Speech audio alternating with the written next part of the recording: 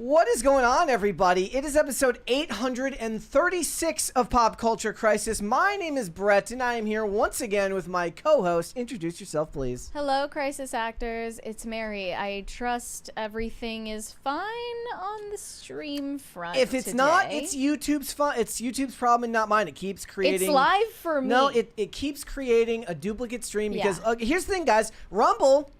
Oh, it opens no problem. Every day it says you're live. What is up with that? Why is Rumble opening fine? You know what it is? YouTube is mad at us for diversifying our social media portfolio and opening a Rumble account. That's the real problem. Alphabet property that's angry about diversity? Say it isn't so. What the? Calcipree. That was Phil, by the way. Hi, everybody. How you doing? I'm doing quite well. Who the hell are you? My name's Phil Labonte. I'm the lead singer of the heavy metal band All That Remains. I'm an anti-communist and counter-revolutionary, and let's make this go away.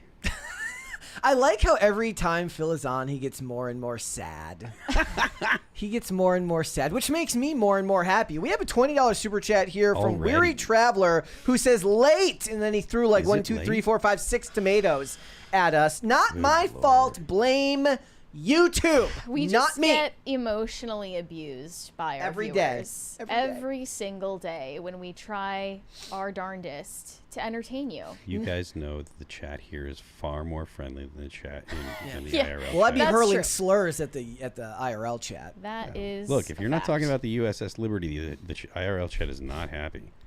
So, every single day. Every single day? There's someone that just types in USS Liberty. All right, there you go. So, guys, we have a bunch of stuff to get into today. That's not an invitation, Weary Traveler. Don't do it. No. Yeah. Guys, we have a bunch of stuff to get into, but before we get started, as always, hit the like button on this video and subscribe to the channel if you are new here and you have not subscribed here yet already, whether it's on YouTube or on Rumble. You should subscribe to us so that you can get all of the live streams, all of the content. And then what you should do is you should like all of those episodes and all of that content, because liking the videos helps us in the algorithm. So thank you guys so much for that. So what are we getting into today? Well, the rumor mill around Hollywood and the music industry says that Justin Bieber is in fact broke, and that the whole reason he sold his $200 million music catalog back in 2022 is that he had no money, which is very, very interesting. So he was very young to sell his music catalog. I actually kind of can't wait to talk about that. Good. So we're going to talk about it. We're also going to talk about Elizabeth Holmes. If you don't remember who Elizabeth Holmes was, like, where have you been? Like, where have you been? She made a fake company. Well, she made a real company with a fake product, and now she's in jail, and believe it or not, she's launching a new product now that actually has investors. Well, let's be clear, her husband is the one who is launching this new tech startup, but it's in the same exact area of interest where they want to use small amounts of blood for diagnostics. Maybe she's just a vampire. This is what they would always do in the movies, is like a modern day vampire has some type of job or like thing that gives them access to blood. Maybe she's just a vampire.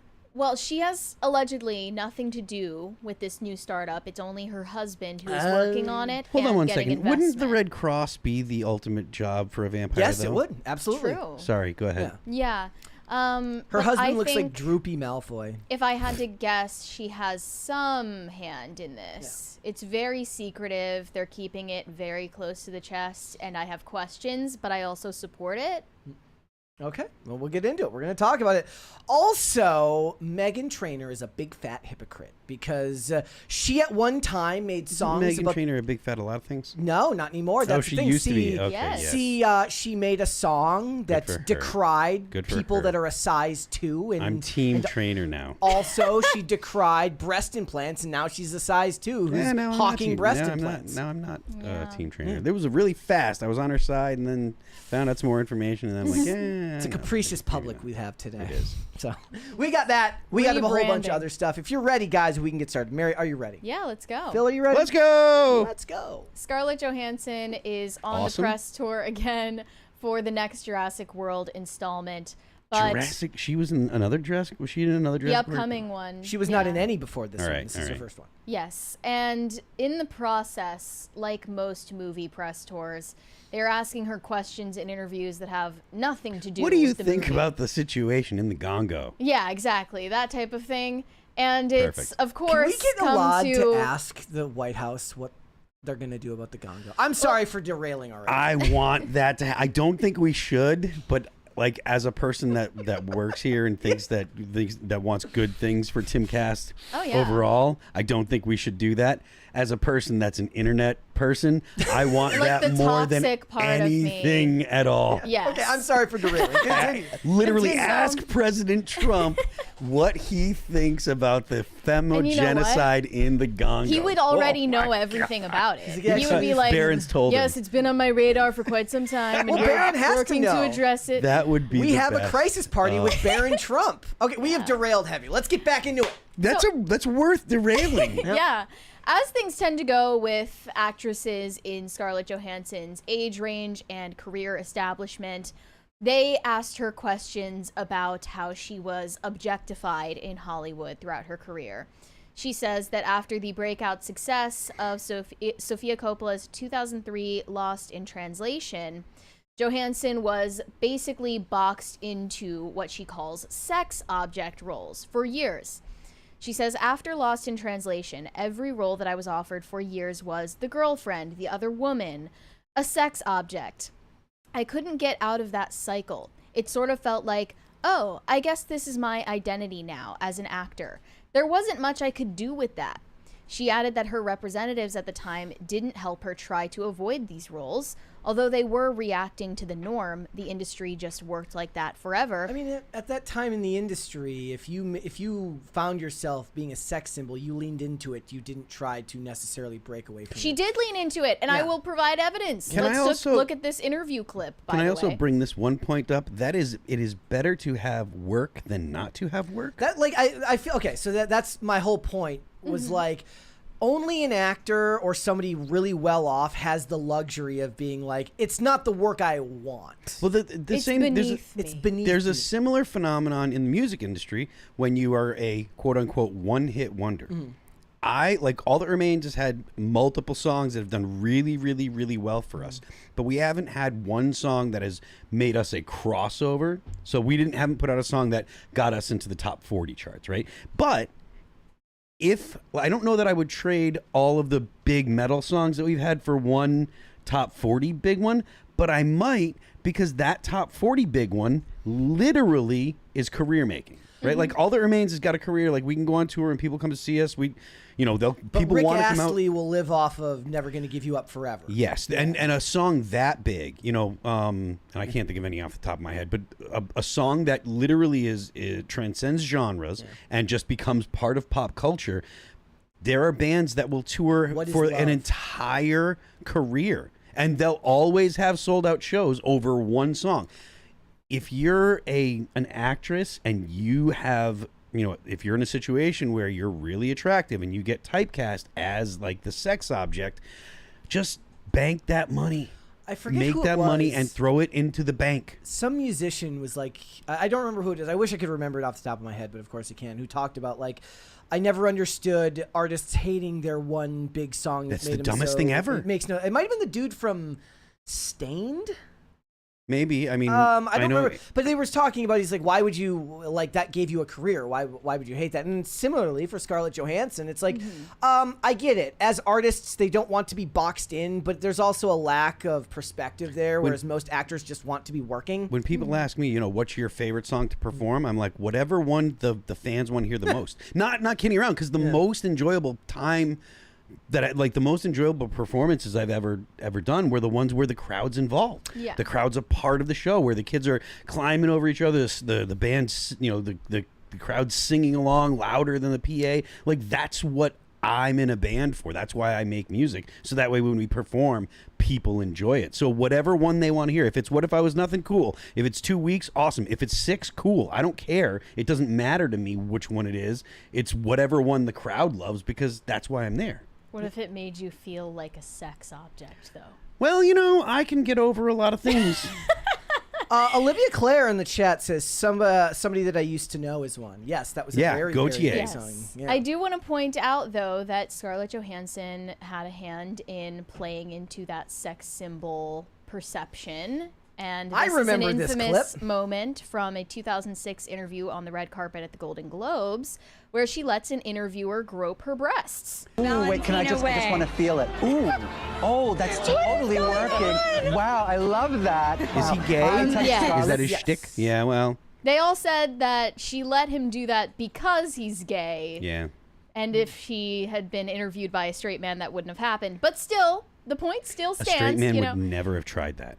Yeah, of course. I mean, in Hollywood, I can't. I don't think guarantee that to anyone be should true. try that. I don't think you should put yourself in the situation where you're groping somebody. What about a woman? What? If a woman was like, "Oh, let me," I don't think anyone should be groping anybody. okay, should, but like, fine to be like should, but is it acceptable? I don't think don't it's think so? acceptable Okay. to grope someone that Okay. you're interviewing at an award Okay. show, honestly. All right, just want She clarity. went further in this interview saying, "You come into your sexuality and your desirability as a part of your growth, and it's exciting to blossom into yourself. You're wearing the clothes you want, expressing yourself. Then you suddenly turn around and you're like, wait, I feel like I'm being, I don't want to say exploited because it's such a severe word. That term is so heavy, but yeah, it was kind of an exploitation." I will give her this, that most of these, the way this interview is kind of reiterated, she seems pretty even keel about it. She doesn't seem like she's being overly accusatory. Even when she's talking about Bill Murray at the end of it, there's kind of there seems to be a sense of introspection. What did she in say what she's about saying. I Bill don't know. Murray? Basically, like he, life came at him hard, and then after he had a movie canceled in 2022 because he kissed an actress through a mask. Because he was, We in still his don't words, know who it was. trying to be silly. That was what they said. Really, he's just 80 years old and has no sense of social decorum that's relevant to the 21st century. But you get what I'm saying.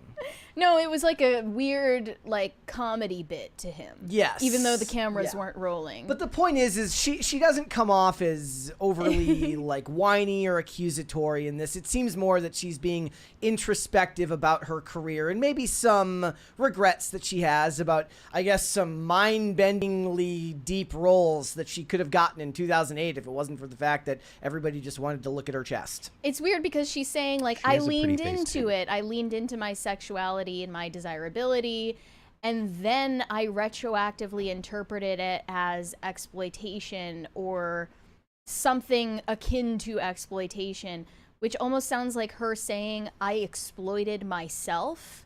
That feels That's more introspective accurate to the situation at hand than Hollywood exploited me Sounds because I like- chose the wrong roles. Sounds like the woman that went down on that Aziz guy. to me. Oh, Aziz yeah. Ansari, Aziz yeah. Ansari, yeah. Yeah. She went down on him, didn't like the fact that she went down on him, and then was like, hey, that was your fault. I mean, that was kind of the beginning of when bad was dates over. started becoming the case for Me Too. I feel like that was also kind of when people were like, all right, this has gone too far. I felt when like that people was one of the started- first examples. Maybe I'm wrong. Maybe that felt like That one of was the in first 2017 examples. that feels like when came out. So it was in the midst of it all. It wasn't the beginning or the end. But, you know, she is right that that was just the way the industry worked back then, and it doesn't work that way anymore. A lot of people are still posting the meme about Harvey Weinstein saying, like, Say what you want. Bella Ramsey would never be a leading actress if Harvey Weinstein were still in power in Hollywood. The And Bella the point Ramsey being, memes have gotten out of control. Harvey Weinstein represents a person in Hollywood, not just himself, but the culture that used to exist in Hollywood where, you know, I guess you could say women were objectified, including another example of Rosamund Pike, who was a Bond girl opposite Pierce Brosnan in Die Another Day. What is Bella Ramsey's deal?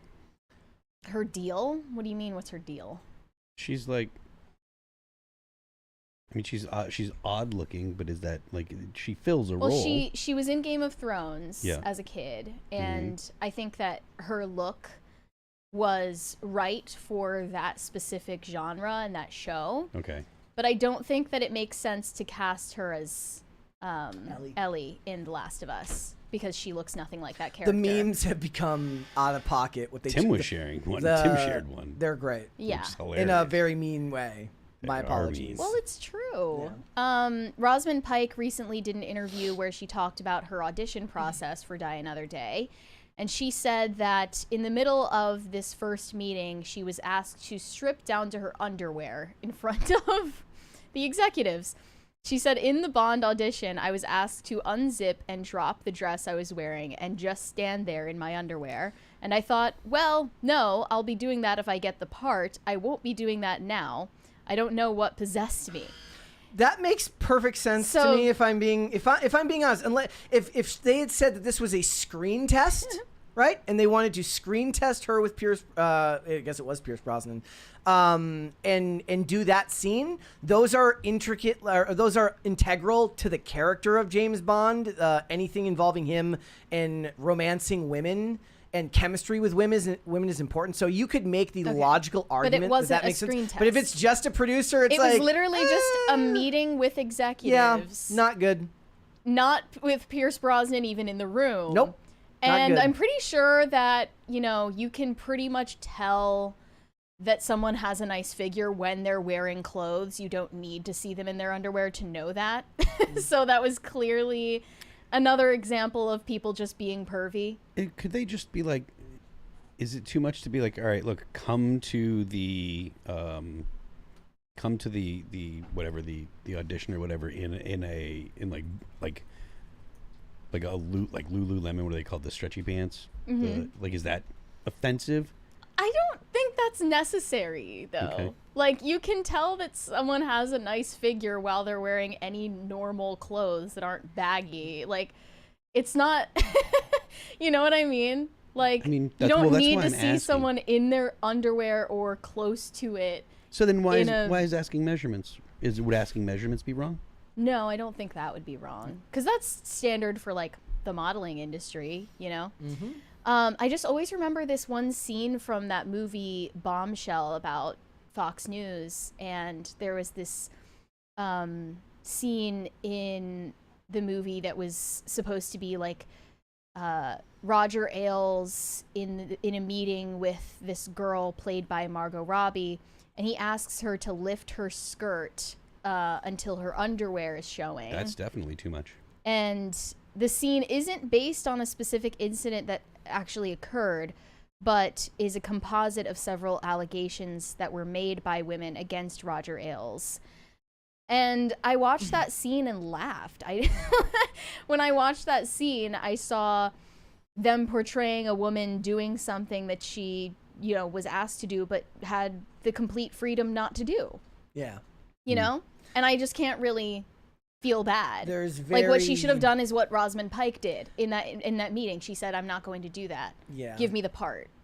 And she got the part. There's a real hard discussion that has to be had about, like, what you're willing to do for fame and what your responsibility is as an individual to not cross boundaries that you don't believe you're going to be able to live with. And they find a lot of ways around that when they're justifying their actions down the line, or at least when they're justifying the actions of what was done to them down the line. The down the line is really important, because there are a lot of people that when you don't have anything, when you're struggling, when you don't have, you don't have any money, you don't have a career, you don't have any history, that will motivate people to do a lot of things. And then once you're comfortable, you'll look back and be like, oh, I don't like that I did that. At the time, it probably wasn't that big of a deal, or you just were like, fine, whatever, this sucks, or I don't like this, but, you know, I want the opportunities that this is going to provide me with. And then the whole like, ooh, I don't like that. Now that I have things, now that I have a career, now that, you know, I get jobs, I don't like that I had to do those things. I wonder how many of the men. It's a lot of, you know, I don't want to be responsible for my own actions kind of vibe. Any of the men from Magic Mike are going to be like, I can't believe I did that. No. In 2013? No. I was shirtless on screen. I never watched that movie, but wasn't it like a comedy? Bro, I never saw it. I just know that it was a movie about like, male strippers. All of the, yeah, but I feel like they were portraying that as it's usually played with male nudity for laughs. Yeah. You know, which is different. Usually with female nudity, it's not played as a joke unless she's fat. Yeah, but I mean, in the production process, it's not any different. I mean, the laughs are done in editing. It was sort of like Thor: Love and Thunder with the ass scene. Yeah. Like, it's played for laughs. Chris Hemsworth is like, look, I do a lot of work to get in shape. If they need to do this, I suppose that's what they need to do. I mean, that's my cross to bear. When I'm in really, really good shape, Like, there's no part of me that's like, I wouldn't expose myself, but taking your shirt off is not a problem. He's like, sure, do you like that? That was actually, what was the show that was a bit? It was like where the guy's in good shape and he keeps like trying to have an excuse to take his shirt off. Where they're like, we need somebody to do this. He goes, oh, and they're like, no, we don't need you to do that. When I was in really good shape, I had no problem taking my shirt off on stage. And the reaction that I would generally get was good, and that was a positive thing for the band. So, do you still do that? I'm not in particularly good shape right now. Okay, so you wouldn't do that these days. Right now, I wouldn't. Right now. But like, if we were going to go on tour this summer, I would get into shape. I would be able to get into shape. I was in shape on the Megadeth tour, and I didn't take my shirt off mostly because like we didn't have all that much time. We only had 30 minutes, so we were banging through the set. So you just get on stage and instantly take your shirt off. I mean, yeah, I kind of didn't like that, but like I was going on stage with like cut off sleeves, and I was in really good shape. Like you could see like the veins in my shoulders and stuff like that. So like that matters. Like that ends up selling that.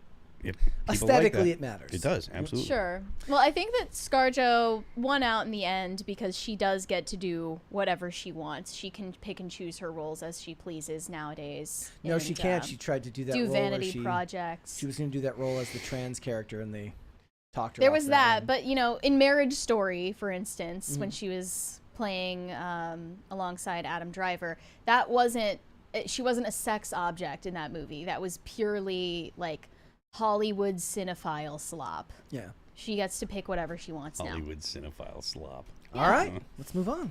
The CEO of OpenAI, Sam Altman, recently did an interview panel where he talked about the generational differences in how people use ChatGPT. And this goes for any form of new technology. It differs in how people in different generations use it and how quickly they can integrate it into their lives, just like a smartphone. But this is not too surprising to me. Basically, what he revealed is that Gen Z turns to ChatGPT either for academic dishonesty or maybe more worryingly, life advice, personal life advice, and therapy, basically. That's the most interesting part. Like, so that you said that's Gen Z that's doing that? Yes. Like, I use it mostly for like aggregation of information. He said that older generations generally use ChatGPT as an alternative to a random search engine like Google. My search is like yesterday. I was telling you, I was like, I wonder who the most financially successful serial killer was in America by their chosen profession, and I got a list of like the 25 most. Who was the top? I didn't even know the name. It wasn't even a name I'd ever heard of, but he owned a construction company. The rest of them were all very, very low income. He was burying the bodies on the construction site. It came up because there was actually a storyline in season 3 of the show The Following where they talk about why are all the serial killers low income and stupid. And they said, do you think that rich people are spared psychopathy? No, they're rich and they get away with it. They're just smarter. And I was like, have there been any like really, like, is there like a guru type Horatio Alger serial killer? I bet you there is. And it's those weird questions that come up that usually people use for information. Because I wanted to get like income levels and like, and it gives like perspective. Like I'd have to do like 30 different searches to do that. It's not like I'm using it for anything. So here was this clip from his interview panel where he talks about this divide. Up on that, what are the cool use cases that you're seeing young people using with ChatGPT that might surprise us? They really do use it like an operating system. They have like complex ways to set it up to connect it to like a bunch of files, and they have like fairly complex prompts memorized in their head, or like, you know, in something where they paste in and out. And I mean, that stuff I think is all cool and impressive. And there's this other thing where like they don't really make life decisions without asking like ChatGPT what they should do. And it has like the full context on every person in their life and what they've talked about. And, you know, like the memory thing has been a real change there. But yeah, I think it gross oversimplification, but like older people use ChatGPT as a Google replacement. Maybe people in their 20s and 30s use it as like a life advisor or something. And then like people in college use it as an operating system. So how do you use it? That basically confirms that Gen Z is turning to ChatGPT to fulfill the role of a therapist or maybe a pastor or an older family member or mentor. I did ask the chat if they've ever, in the chat right now, if anybody's used a therapist. So far, 67% say no. Well, that's surprisingly split. Yeah. It's I'm curious as to what he means by using it as an operating system. I think he's referring to the way that college students use it for their assignments, which he doesn't really say that they're using it to cheat, but we all know that that's what's happening. Can you prompt ChatGPT, like, give me an unfalsifiable article that I can, like, give me something that my teacher can't prove was used via AI? In February, OpenAI revealed that U.S. college students were the most engaged users, not just in number, but in how thoroughly they were integrating it into their daily routines. 1/3 of Americans aged 18 to 24 reported using ChatGPT, making them the most active age group on the platform. And New York Magazine recently reported on that phenomenon. Headline, "Everyone is cheating their way through college." And that's undeniably true. But I feel like it's more worrying for them to use it as a life advisor than just a tool to cheat on their tests. Yeah. Yeah, because it hallucinates. Yeah. I mean, What do you it mean gets, by that? It gets answers wrong all the time. Yeah, the hallucinations are when it gives you wrong answers. Is that like the slang term for I it? was- Or? I think that is the that's the term that I've heard people like in that actually work with AI and stuff to call it. Like I've heard like David Sachs, who's like Trump's AI czar, AI and crypto czar. He said want the to be a term czar. phrase hallucinate. Well, the idea and the selling point, I guess, is that you can provide ChatGPT with enough context about your life and all of your personal relationships, your family, your dating life, to the point where it can give you accurate assessments of your personal dilemmas and then present you with possible solutions to your problems. But I obviously think that you would get better advice from another human being who has life experience. I wonder how many, and I don't know that this is a question that could be answered, but I personally feel like most of the time I kind of know what the right answer is, and then like I'll convince myself that the easier solution is the right answer, or that's how I felt like a lot of times in my life. It's like Occam's razoring it. yeah, like, you know, look, this is the hard thing is the right thing to do. General, not always, but like I feel like it's fairly easy to figure out what the best solution for most situations are, and then I think that people that don't do that solution are doing it because it tends to be the most difficult one. I just feel like this could easily devolve into the same pitfalls as normal talk therapy. Like, generally, people are going to their therapist for confirmation bias that they're right and everyone else is wrong. And the therapist is going to tell you to do what's best for you and prioritize your needs and care for yourself. They're going to prioritize self-care. What was the and story we were tell just talking you, about well, the other that day? toxic person in your life, you should cut them out of your life instead of going deeper into the conflict that you have with that person. Wasn't there somebody in the chat the other day who said their therapist said, or their wife's therapist said to like break up with him or something? Am I misremembering that? Or was Well, it like this a is a long-term- similar story. Yeah. Woman divorces husband after ChatGPT analyzed her coffee and saw signs of infidelity. Says ChatGPT read her husband's coffee and suggested that he was having an affair. A marriage of 12 years is coming to an end after a couple decided it would be fun to have ChatGPT read their coffees and interpret the coffee grounds in the cups. This is just witchcraft, by the way. Yeah. It's like going to reading the tea leaves. It's like going to see a psychic and then breaking up with your husband because the psychic said something. This is a real thing that Yeah. actual psychics and self-proclaimed witches do, though. Analyzing tea leaves or analyzing the shapes of bubbles in tea or coffee to give you answers to all of life's problems. I feel like if you're going to file your divorce papers and you're embarrassed to cite the reason on the form as to why you're getting divorced, you shouldn't be allowed It said, instead of getting a fun quip from the AI, instead The man's coffee cup claimed he had been fantasizing about a woman with the initial E and was destined to begin a relationship with her. Meanwhile, ChatGPT analyzed her coffee cup and claimed her husband was already cheating with this mystery woman, and that this woman wanted to destroy their home. So originally the husband laughed off the analysis, but his wife was heartbroken, took it seriously, and decided to end her marriage over it. Wow. So it's not just Gen Z who is looking to ChatGPT for life advice. A lot of people are doing this because we have such an absence of actual spiritual guidance and mentorship and leadership. Yeah.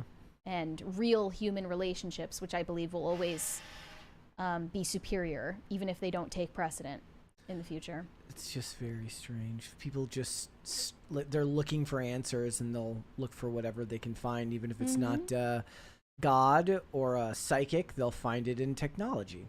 And that's scary. But on the front of academic ethics, it turns out that Gen Z is mostly using AI to cheat on their assignments. It says in this piece from the Chronicle of Higher Education, an NYU professor said he had AI-proofed his assignments, only to have students complain that the work was too hard. When he told them that those were standard assignments, just worded so that AI would fail to answer them, they said he was interfering with their learning styles. A student asked for an extension on the grounds that ChatGPT was down the day assignment was due.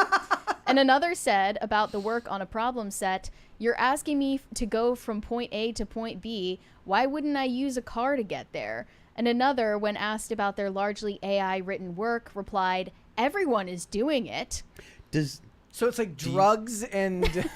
Do you guys think that just say no? You know how like there's the old meme of like, oh, you know, you're not gonna have a calculator in your pocket. That was the first thing I thought of. That like is that now you do. Is that what is it going to be? Oh, you can't use AI for everything, and it's like, well, you know, when you get the Neuralink chip, yeah, you can use AI. I mean, for I'm everything. picturing a surgeon like over your body, looking at like a diagram written on ChatGPT on what to do. I mean, it's already bad enough when you go to the doctor's office and you tell them what's going on, and they just Google something. They're like, "What seems like it might be this." They did that in like the drink water. I think it was the second X-Files movie where like somebody has a brain tumor and Scully like Googles brain tumor. But I mean, I don't know if you guys are aware, but they use AI when it comes to diagnosis and looking at like, I think it's MRIs or whatever, and they're incredibly accurate. Like they're accurate far more than human beings are. Like they can identify cancers and breast cancer and stuff. So that kind of just leads me back to my question. More in that context than I would trust it to tell me, like, here's how you should handle your family conflict. Like, I think I would agree, but that's the question that I'm asking. That's also different than learning the skills while you're in school. Like the whole point in school is that you know how to do it on your own, and then you can use the. But the context that we're talking about is, you know, in the context of, oh, you're not going to have a calculator with you all the time. Yeah. And now everyone does. Until ChatGPT is down and you need an answer to something. Until you don't have the internet somewhere and you don't have the answer. I'm just saying, like, the whole point is in school is to kind of create those skills so that in the event that something happens where you don't have it, you're able to do it. That's the same argument that's made that's the same argument that was made about calculators. It was, you're not going to have a calculator with you all the time. I mean, that still does happen. Like, there's still plenty of times where you have to do math and you just don't even know what to type into the calculator because the formula is too complex and you don't know what it is. It's valuable for children to learn arithmetic just because it improves your ability to reason. This is still kind of missing the point of my question, though. My point of my question is, considering that the argument for not to actually learn the process in mathematics was, well, you're not going to have a calculator with you all the time. Nowadays, you can punch whatever you want into AI, and it's getting to the point where you can not only just type it in, but like you were saying, oh, you don't know what to ask it. You can actually just say, hey, how do I want to do this? How do I do this? And that's like, it can do that for you right now. You can talk to AI in a fairly conversational way and it'll understand and provide the answers. Is that going to be Is that going to be why, or is that going to mean? Does that mean that people are generally going to lose the ability to do things and just always rely on the internet? And furthermore, I do think it will. Yeah, Before we fully address that, we have a 20 from Pop Culture Junkie. I produce twice as much work in half the time with GPT because of the speed of doing research. Since I charge by the hour, it kind of sucks, but I'm close to 100% retirement, so I don't give a shit. More fun time is worth it. I like the idea that he just doesn't use ChatGPT because he wants to make more money. I mean, yeah. Good on you for being honest. But yeah, I do think this is going to intellectually handicap an entire generation. Yeah. Not only that, but what happens, like, again, if you talk about like catastrophes, if there is like some kind of solar flare that just knocks out all of the infrastructure on the planet, which is completely realistic. It's totally possible. It's why they don't even have enough fun with like post-apocalyptic shows these days. It's like there's so many like ground level things that would be difficult in a world without the internet that would be so much more fun than what they end up usually addressing in shows. Where it's like, it's like we talked about in IRL, that when like you need a dude who knows how to mix chemicals. You need somebody who knows how to build things, how to farm.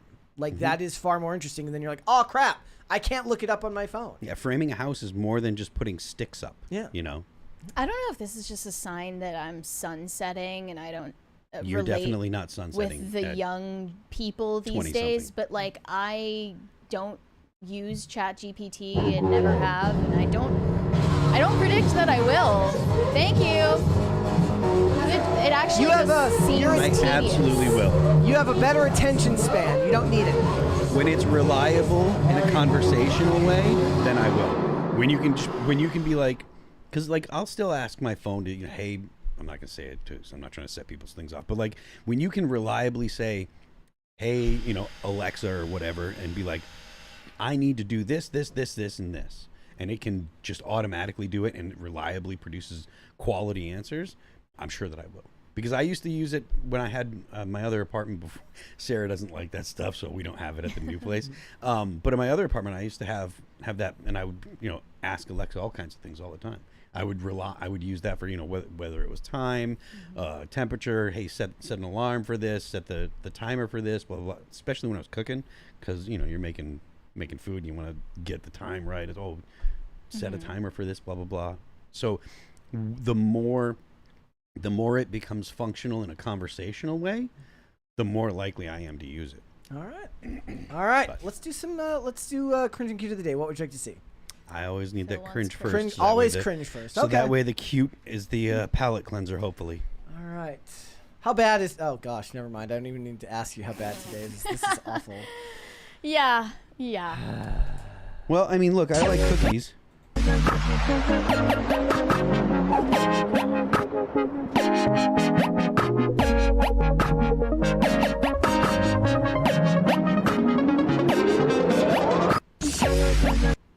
That convinced me to never eat crumble again. You've eaten crumble before, though, right? Yes. They're so good. That is awful. What's the backstory? Just like there's no doing an ad for crumble? No, I think it's free advertisement. He just loves crumble that much. I don't know how I could tell. Terrible. Thanks. You're welcome. That guy shouldn't have Nike glasses. That guy shouldn't be on the internet. Do you have to be in good shape to have You Nike should be in brand better glasses? shape to have Nike glasses. You should be in better shape to be on the internet. Or just, exist. Okay, cute of the day. Corey Anderson, I believe it's Corey Anderson. Corey, first ambassador to the moon, says, I miss my boys Barley, the lab, and Rizzo so much. That is a cute dog. Oh. Still love the name Rizzo. 2 different color eyes. There you go. That's you as a dog. That is me as a dog. All right, ladies and gentlemen, let's go ahead and get started. Is Justin Bieber broke? It's still an open question. TMZ just aired a new documentary about Justin Bieber called What Happened to Justin Bieber? And it's going into a lot of areas of his life, his mental health, his alleged marriage troubles, and of course, his alleged money troubles. It was back in October last year that the rumor mill started and claimed Justin Bieber was looking into legal action to remedy being used by a lot of former managers that he had around since he was about 13 years old. He's cut ties with a lot of them, and he still hasn't talked very openly about the reasons why. One of them is Scooter Braun, and that was his manager for a long time, but they are no longer in a business relationship or even friends. He has now blocked Scooter Braun on social media, and people are saying that either Justin Bieber is choosing not to speak on the matter, or he is in such a high pressure legal situation with Scooter Braun and other former management that he is not able to speak on these matters.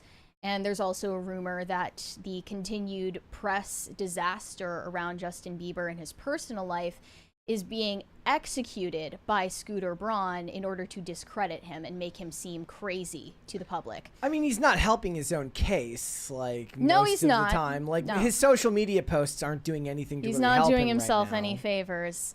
But here's what TMZ revealed earlier this week. Justin Bieber's relationship with longtime manager Scooter Braun disintegrated over money. Millions of dollars Justin claimed Scooter underhandedly took, but an extensive TMZ investigation shows just the opposite. When the disastrous Justice Tour ended in 2022, multiple sources with direct knowledge tell us that Justin was broke. So, at the time, he ended the Justice Tour early due to health issues. This was back when he was diagnosed with Ramsay-Hunt syndrome and half his face was paralyzed. And I'm sure there were other issues behind the surface as well.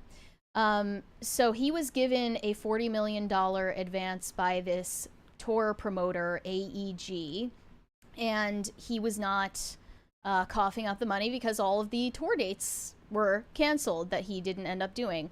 So he ended up owing them, I think that for a health issue, yeah. You would think. But No, there were...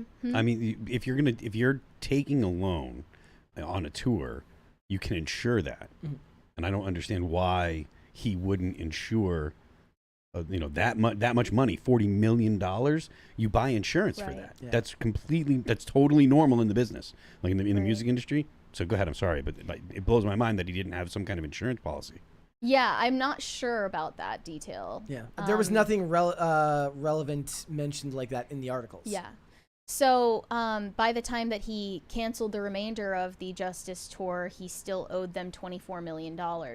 And Scooter Braun decided to provide Justin with a loan for that amount over a 10-year period, I believe. And it was reported to have a favorable rate for Justin because, when you do business with friends, you get favors like that. So this was what Scooter did. Hybe agreed to pay off the debt, and Justin signed a note promising to pay back Hybe over a decade-long period. Justin made one installment and then stopped paying. They say Scooter's sources say Justin's people called and said he didn't have the money.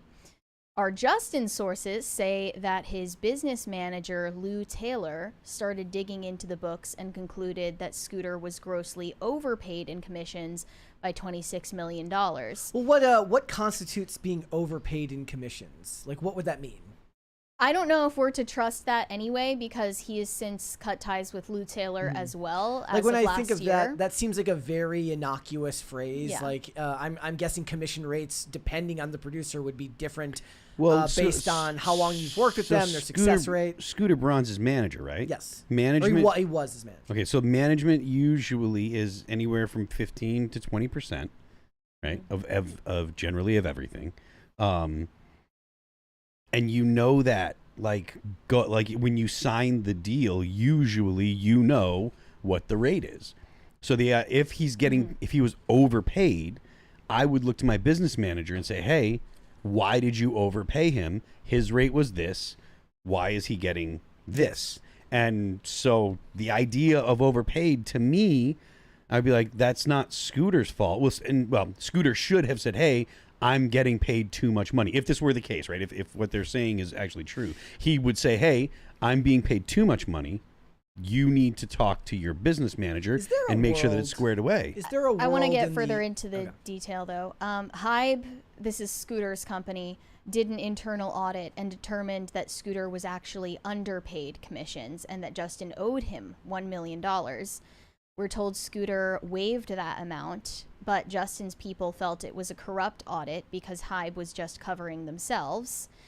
Hybe then hired an independent auditor, which determined that Justin actually owed Scooter more like $8.8 million. So And is that TMZ confirmed that that figure is on the document from the independent auditor. So the independent Then- auditor says that he owes $8 million to Scooter Braun, but Scooter Braun only thought he owed $1 million? Yeah.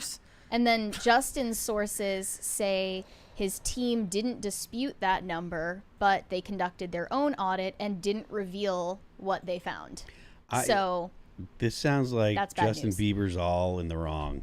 Like so on there's the face more. of it. There's Okay, go more. ahead. And I actually, I'll wait before I opine on this. Justin made somewhere between $500 million and $1 billion as a pop star, but blew it all. This is TMZ's next report from the documentary.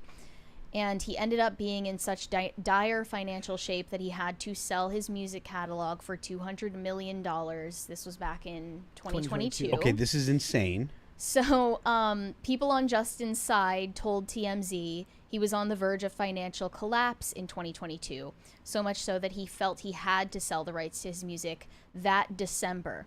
But Justin's manager at the time, Scooter Braun, tried to tell him it was a bad idea to sell so early in his career, Yeah. but if he was going to, at least to wait until January 2023, just a month later, in order to get a tax break. But Justin didn't want to wait, so he sold it in December. And he is the youngest to ever sell his music catalog among any major artist. Justin Bieber is absolutely wrong. Like your catalog is an asset. He could go and take a loan out against his asset. He didn't have to sell it. He could say, "I want how much money do I need to pay whatever, blah blah blah." And I can't imagine how you get over $100 million in debt without having any kind of asset to show for it. Yeah. Like you have to that's a lot of blowing, booze, and partying, right? Like you can't do that in a weekend. Yeah. You know that you just can't. So that catalog is an asset that he can go to his publishing company or basically any bank and say, "I need a loan, and I'm putting up my catalog or this portion of my catalog as collateral to show that he's good for it," because he's going to get that publishing money over time. So the idea that he has to sell it to pay his bills is insane. Looks like just based on private properties, he owns about $45 million in homes. It's better to sell it's better to sell property because the property doesn't generate income the way that his catalog does. Beverly Hills mansion. Granted, he owns these with his wife, but his Beverly Hills mansion is worth about $25.8 million. His estate in La Quinta, California, is worth $16.6 million, and a lakefront home in Ontario worth $5 million. So maybe offload 2 of those, and I don't know.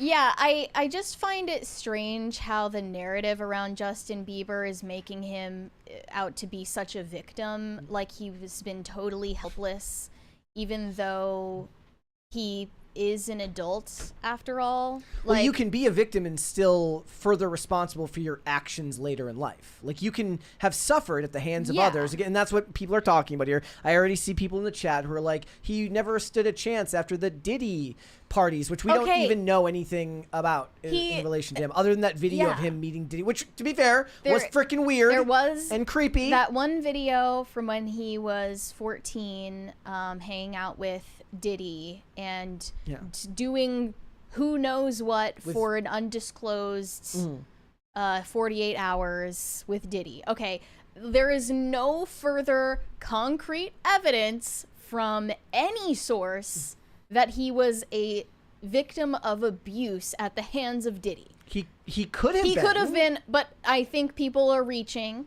in that specific story. And honestly, he joined this industry as a child and he was managed by the same people for a very long time, people that he trusted and maybe shouldn't have. And he probably is financially illiterate to this day. That's probably what's happening here. I can't imagine what he spent that money on that he doesn't have to show for. Like you were talking about, he's got property. So the properties, granted, those will increase in value, but they don't have the same kind of return as the catalog does. Like the catalog is That's going his to lifeblood. Yeah, the right? catalog will keep paying you every 6 months or however. I don't know how it's set up, how his publishing is set up, but every few months he's going to get a fat check. If he owes people money, he can say, okay, let's figure out a payment plan. This check will come every 6 months from publishing, blah, blah, blah. I know how much I get from my stuff. And if I needed money, I know that I could take a loan out against my royalties for the stuff. I know about how much it's worth. I got our label offered to buy it from us, and I was like, no, I'm not going to sell it. But I know how much it's worth. Yeah. And I know how much I can expect, and I know that if I wanted to take a loan out against it, I could. And like, these things are assets and they have value. So the idea that he's just like, oh, I got to sell this so I can get this big lump sum of money, which is less than what he would get over time. That's why people sell it, because the company whoever buys it will take that and they'll consider it an asset, and it's probably something like BlackRock or whatever, and they'll be like, okay, our investors can look at this, and they'll be able to pay the investors dividends based on the catalog that they owe because of how much how much it generates. So the idea that he's like, oh, I have to sell this to cover my bills, no. You can take a loan out to cover your bills, or you could just set up a payment plan and actually pay your effing bills. To me, it sounds like Justin Bieber is just terrible with money, and I don't know what he's doing with his money. I think that based on the information of him being advised to even wait 30 days and not waiting, if that's true, we can surmise that this was a decision he made impulsively and based on emotion. Bought by Hypnosis Songs Capital, which is private equity firm Blackstone. Private equity. That's exactly what it is. They're taking that, putting it into they're paying out the dividends that it creates. So yeah, absolutely. He's got tech ventures. Does anybody know what MoonPay is? No. That's a shit coin. Cryptocurrency payment startup valued at $3 billion. Legacy, a digital fertility clinic focusing on male fertility. Digital? I haven't fact checked any of this. This is ChatGPT. If it's wrong, we have a whole previous segment to tell you why it's wrong. Tomorrow Sports, a tech-forward sports venture co-founded by Tiger Woods. Well, of course it's going to be successful. It's got Tiger Woods. I mean, yeah, like overextended and poor financial decisions. Sharks circling. But someone like Tiger Woods. Tiger Woods is a very smart businessman. Tiger Woods ain't broke. Nope. Tiger Woods' wife took half of his stuff, and he ain't broke. Yep. Tiger Woods is hanging out with Donald Trump. He knows the president. Yeah. He's still successful. So it's not like oh, Tiger Woods stole my money. Tiger Woods, I gave money to Tiger, and Tiger ran off to an island and bought it or something. It's like, I don't know what Justin Bieber is doing with his money. And I don't know how you like. They said, Justin, you're broke. He said, what do you mean? One of the major key players in all of this is the business manager that he fired in around this time last year, Lou Taylor.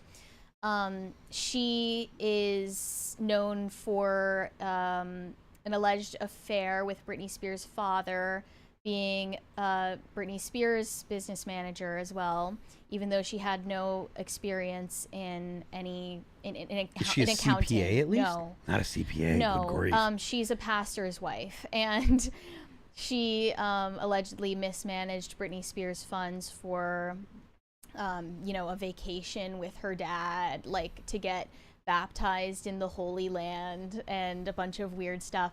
She and Britney's father were allegedly the ones who plotted her conservatorship and then months after saying that Britney was incapacitated, signed her on to do a tour and, you know, enriched themselves off of her. I will say slave that labor, basically. if you want to be positive about it, it's not like his name will not sell records once he starts releasing music again. And he is telling people, at least, that he is recording new music. I think he probably sold his catalog for emotional reasons, like, oh, I just want to start fresh, so I want to get rid of it. One of the things they talked about when I was reading that last time we talked about him, that last article, was like he lost out on a lot of money because he ended up doing a lot of stuff where he was featuring on other people's tracks that became really, really popular, which he didn't own. So he probably got flat rates. Yeah, he probably got flat rates on those rather than owning the publishing to it. And if he starts making his own music again, it's not like he can't go on his own and do that. But he's actually so big now, where it's like, we've talked about the music industry before, and about how for a lot of those mid-tier artists who are on the radio but aren't necessarily a Taylor Swift or something like that, it's like you get kind of caught in this sphere where it's expensive to be an artist. Right? And it would actually make you more money to do it on your own. It's just a whole lot more work. He's almost too big to do it, quote unquote, on his own. I want to also mention that after he fired Lou Taylor last year, this was about a year ago, he replaced her with an actual financial advisor whose name is Edward White. Okay. Edward White worked with Johnny Depp as Johnny Depp's business manager. They say he assisted Depp in a lawsuit against the management group in 2017, which is such an ominous name, where Johnny Depp accused that management group of fraud and non-payment of his tax returns, resulting in a significant penalty for Johnny Depp. Additionally, Edward White testified in Johnny Depp's defamation lawsuit against Amber Heard, providing insights into their divorce settlement and financial disputes. So Justin Bieber hired this same financial advisor to take over where Lou Taylor left off. And I can only guess that Edward White is now picking up the pieces of whatever financial collapse occurred for Justin in 2022, and then was possibly worsened by Lou Taylor, who has no experience as an accountant. Yeah. I hope he just seems to trust people. He seems to like trust the wrong people for the wrong reasons, and make decisions impulsively and emotionally. He has no financial literacy and no actual experience as an adult.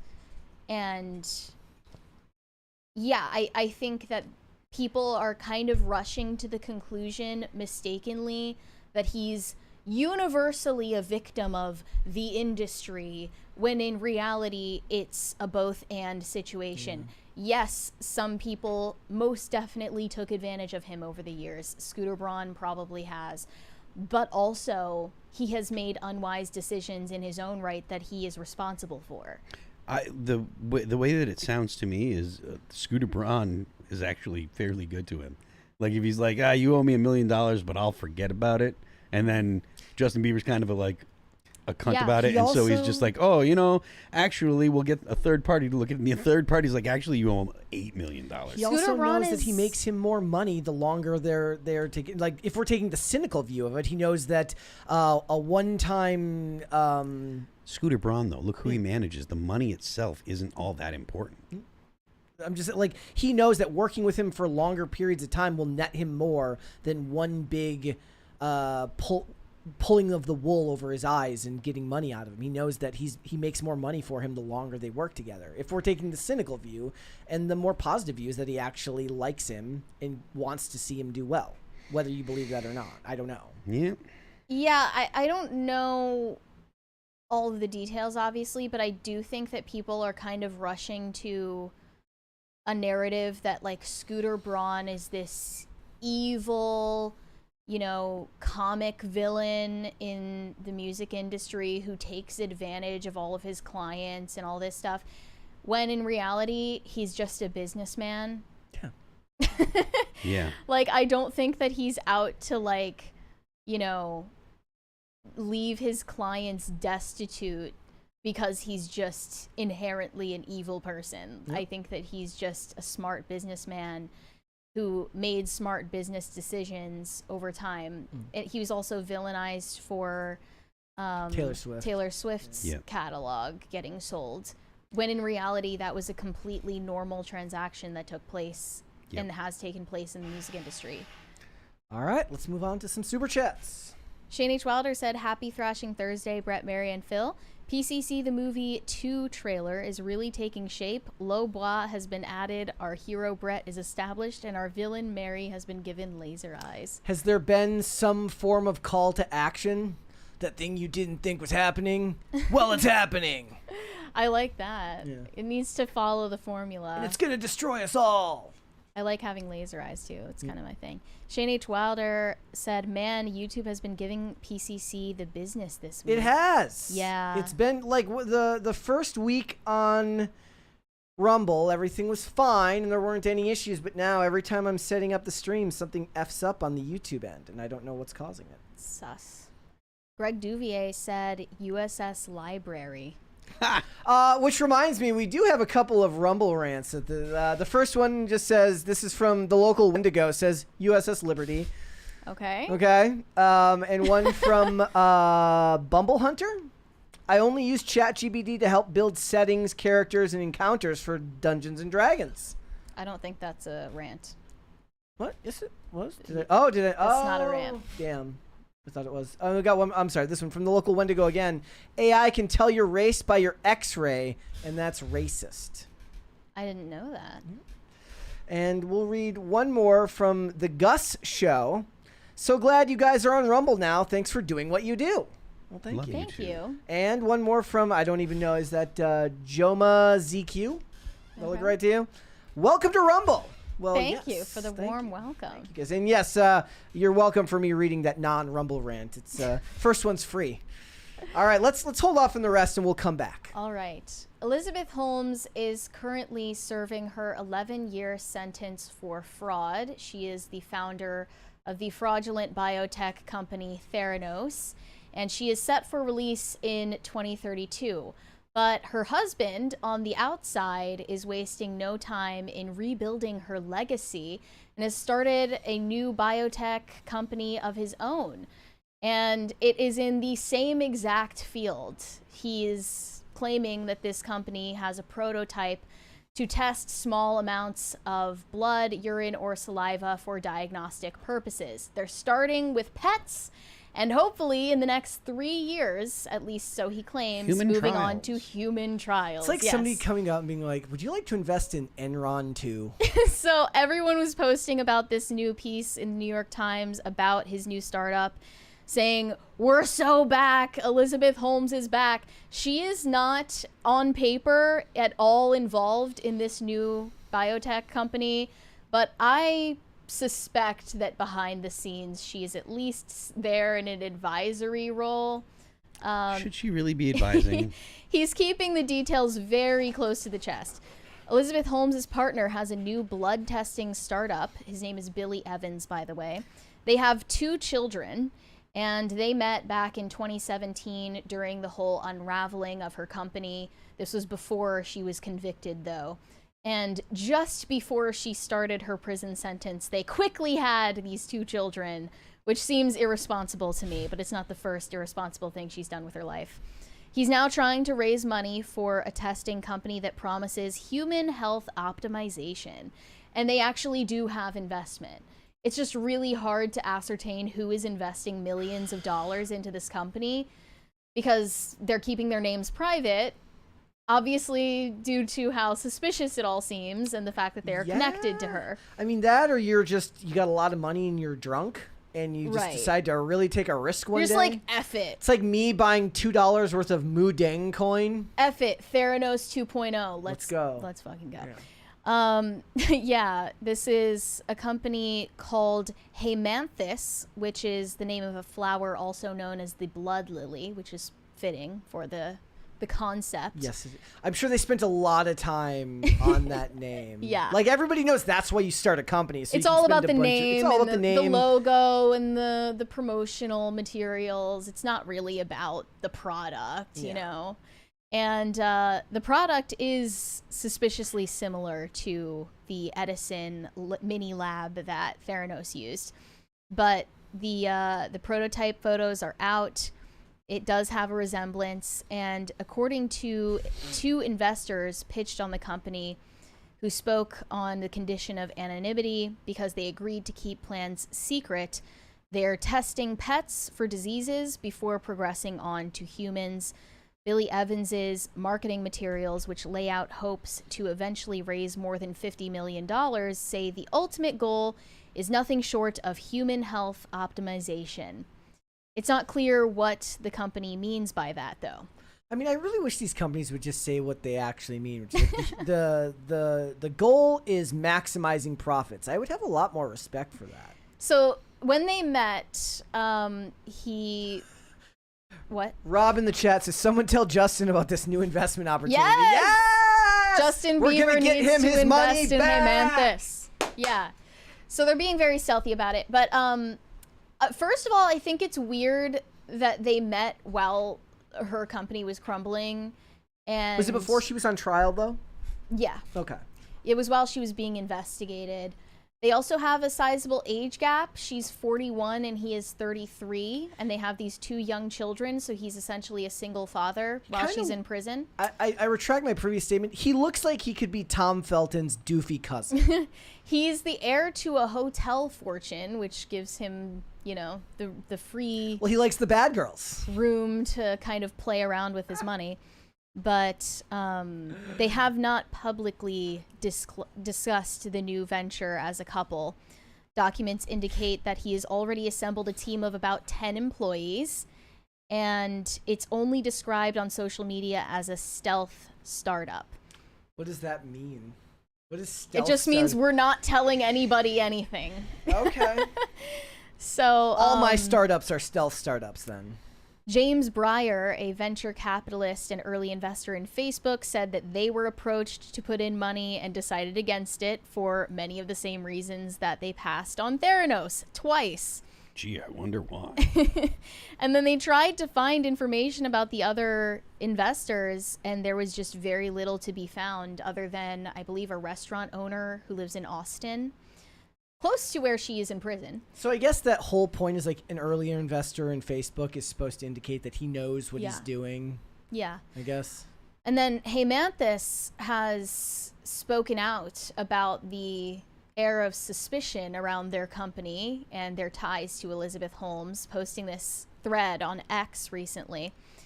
Yes, our CEO, Billy Evans, is Elizabeth Holmes's partner. Skepticism is rational. We must clear a higher bar. When New York Times contacted us, we invited them to see our lab, tech, and team. They declined. The headline was already written, and our reality was inconvenient. So we will communicate directly, the unfiltered truth, no intermediaries. We prefer to build first and talk later. The science, when ready, will stand on its own merits, but we feel compelled to introduce ourselves because of recent media coverage. This is not Theranos 2.0. Theranos attempted to miniaturize existing tests. If you don't know all the details, basically she claimed that they could diagnose a number of serious illnesses with a finger prick amount of blood. I mean, maybe the problem is like on top of being a fraud, it's the whole I want your blood thing. Yeah. It's a bad look for your company. Our Like, approach is fundamentally different. We use light to read the complete molecular story in biological fluids. sounds even more Seeing fake. patterns current tests can't detect. Not an improvement, but a different paradigm. So in this prototype, they claim they're using laser technology to analyze samples that are more than just a finger prick of blood, to be fair to them. Setting the record straight, Elizabeth Holmes has zero involvement in Hymanthus. We've learned from her company's mistakes, but she has no role now or in the future. Her company didn't make mistakes. She personally made mistakes. I mean, she would be a great consultant to hire on about what not to do. I sympathize with Elizabeth Holmes, and I don't know why. Maybe it's the Hulu TV show that kind of indoctrinated me to be a stan. She didn't have a product to sell. No, I know. I completely, like, I'm not saying that she wasn't a fraud. I just think it's kind of iconic the way it all happened.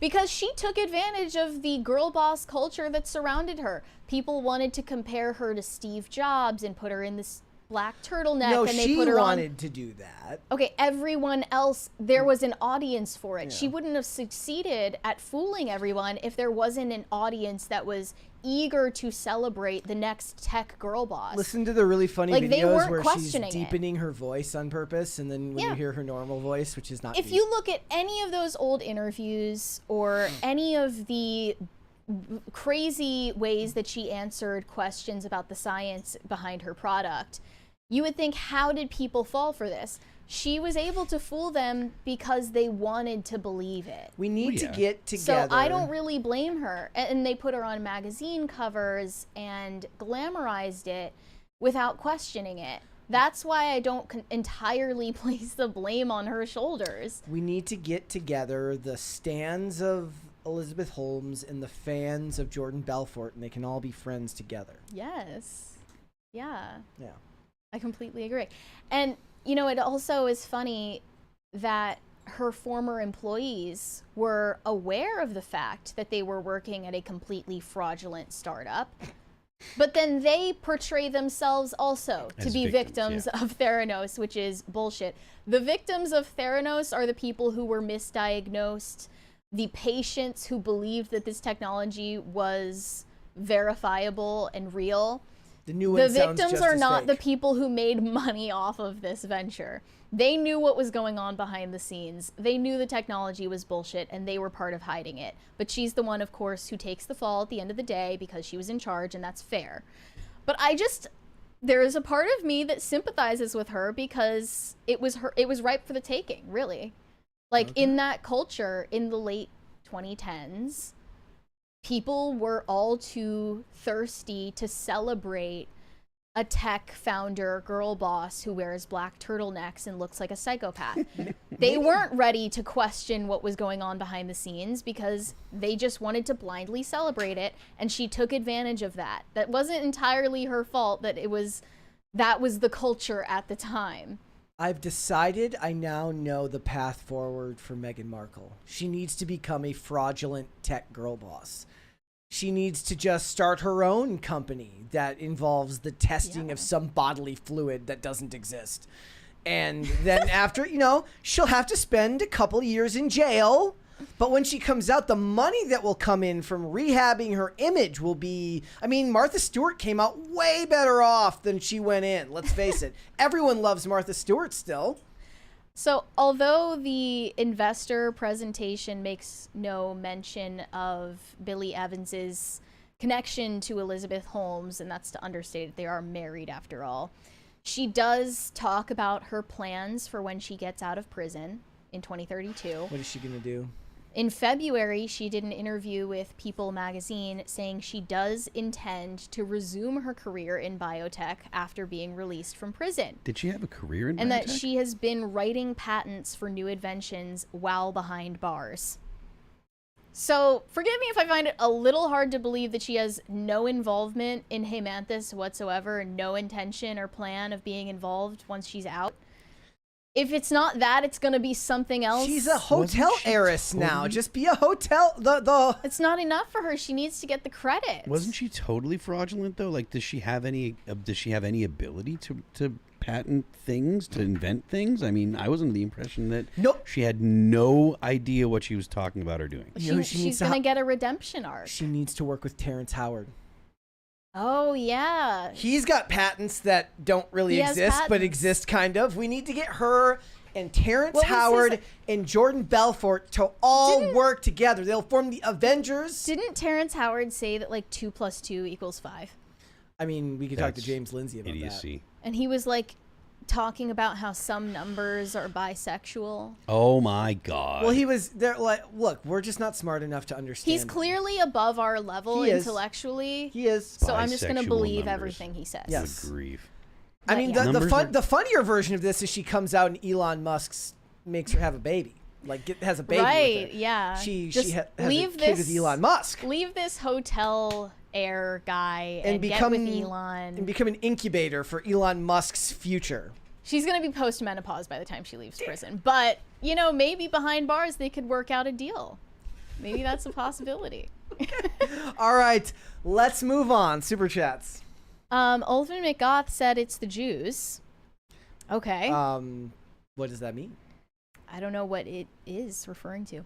King said, capricious, check out the big brain on Brett. When did you say that word? When we were talking, somewhere in the intro there. So Okay. the audience is capricious. Boosted Yogi said, as a child, my brilliant therapist put me on Paxil. I was one of the first. The thought that went through my head was not good. What is Paxil? It's an antidepressant. I was on antidepressants for like all of a week and then stopped taking them when I was in middle school or high school at some point. Was there a reason you stopped taking them? Or it was just like... Didn't care to take. I just told my parents. I said I'll figure it out for the Yeah. most. Like it was like one of those things where when you're young and dumb, which I guess I'm still dumb but not young, you think like it's gonna be like the ultimate fix for things. But my life just got a lot better when I kind of started focusing on skating more, and that was easier. Weary Traveler said, free my goat Harvey Weinstein. No. You should put that on a mean- shirt. Not totally no, though. Because when you do look into it further... Isn't Candace Owens covering this Totally stuff no. right now? Yeah, well, Totally no. before she went on maternity leave, she was in the middle of this series about Harvey Weinstein and went into the details of the allegations that actually got him convicted. They're total bullshit, basically. From what it seems to me. Like, he was in consensual relationships with these women that were just, you know, extramarital affairs. Not that I'm going to lose any sleep over it if Harvey Weinstein does die in prison, but I don't think that the conviction was valid. Brian Bledsoe said, now that PCC is on Rumble, will you post videos that would be restricted on YouTube? I mean, Maybe we can finally post the White Lotus segment. I mean, we could still post that one. We just have to get rid of the I word from the thumbnail. We can keep it in the thumbnail on Rumble. I don't want to do that. I don't even remember what episode number that was. Like, it would be funny, however we posted and that like blows up and that becomes like We our become biggest the video. star of Rumble. Yes, because we put the I word in our thumbnail. Weary Traveler said the chat demands a PCC after show exclusively on Rumble. The chat is should take heed from the philosopher Jagger that you don't always get what you want. Maybe we'll do something on Rumble for like a milestone episode in There the you go. future. do Weary one more. Traveler said, I'm not stupid, Brett. I didn't say you were. My Did anyone friends. say that I didn't you say were you stupid? were. All right. You are being presumptuous, however. Yeah. All right. Let's move on. Back in 2014, Meghan Trainor released a song called All About That Bass. And it was, at the time, considered an anthem for the burgeoning movement of body positivity. She was overweight at the time, and it's so funny when you look back on the music video and see what was considered comically fat in 2014 compared to current day. But now we're in the age of Ozempic, and everyone is rapidly getting skinny, Meghan Trainor included. It is She has true. openly talked about being on Ozempic. It is true when you think about how rigid Hollywood beauty standards were at one point. Like, I remember watching, I've mentioned several times that I watched the show Endgame, not the Marvel movie. There's an actress in that named Catherine Isabel. She's kind of a horror movie icon in Canada. And at that time, I thought she looked comically weird just because she kind of had a slightly, totally normal physical form, but a slightly bigger face than Okay. like your average Hollywood actress. And I remember in 2012 being like, she looks weird. Now you just have Bella Ramsey starring in a TV show, and you're no just one like, bats bring an me eye. back to 2012. Right. Well, yeah, and in 2014, that was kind of where we had the beginning of the end for beauty standards as the body positivity movement was being pushed heavily. Yep. And it's now fallen out of favor, including with Meghan Trainor herself, who was an icon for body positivity, being an overweight pop star herself. She has dropped weight rapidly on Ozempic and is now the exact size 2 Barbie doll that she used to insult. And I think that, you know, even though this was considered body positivity at the time, she wrote lyrics that were openly, you know, criticizing skinny women. And it was not really a pro-fat song. It was just an anti-skinny song. I that was respect putting that down more. skinny women for being, you know, a bag of bones, and women, like, it had lyrics like, men want a woman with curves and they don't want you, like, skinny bitches. Like, that was the that all jumped the message shark of the so song. fast. I respect the meanness of it though more than It's more transparent than like everybody's beautiful. Yeah. Like, you can just openly say that you hate skinny women for being skinny at the I time. respect the honesty. So it wasn't really body positive if you're taking that term at face value. It was skinny negative. Right, it was skinny negative. But now that Meghan Trainor herself is skinny, she is performing this song with changed lyrics. Oh, that's the wrong move. Yes, she has officially changed the lyrics in All About That Bass to fit her current physique. So it used to There's be a picture of what she looks like now if people are wondering. Yes, yeah. It used to be a lyric in the song saying, it's pretty clear I ain't no size 2. And in a recent performance of the song, she changed it to, yeah, it's pretty clear I got some new boobs. Which she did. She actually did get breast implants after her weight loss. Okay. To make up the difference, I suppose. Why do you say it's a mistake to change the lyrics, though, Phil? Because it's very see-through. It's very transparent. That like she used to be catty about skinny girls. Now that she's catty, or now that she's skinny. I mean, yeah, it's just that. Yeah. She should go full villain and be mean to fat people now. Well, it was revealed, after all, what everyone suspected is true. She was putting down skinny women out of jealousy. Yeah. And if you had an ounce of common sense, you knew that back in 2014. But now we have evidence. Like, so she wanted to be them, so she was putting them down. Yeah, I think that's the truth. It's true. Yeah, I just think that's very, very, that's just bad behavior. I don't approve of that at all. It's all body positivity until you get your chubby little sausage fingers on some Ozempic, and then the whole story changes, right? I love it. It's all body positivity until you get your chubby little sausage fingers on some Ozempic. I mean, seriously, though. Lizzo is another example of that.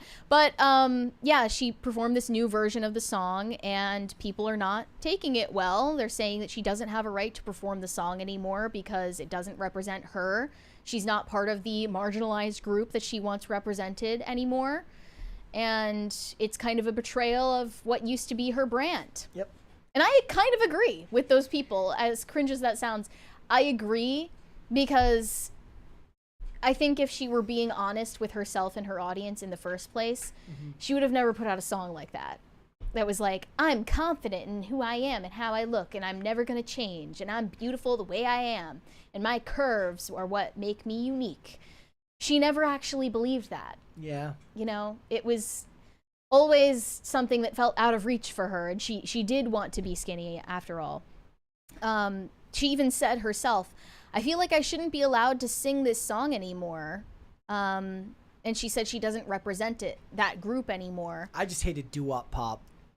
I hate her songs in general. With a yeah, passion. She was never an artist that people listened to unless they were walking around to Marshalls and forced to listen to it while they like smell candles. I mean, that's not true. People did listen to it. It obviously did very well. But the point is that for many of us, it was against our will.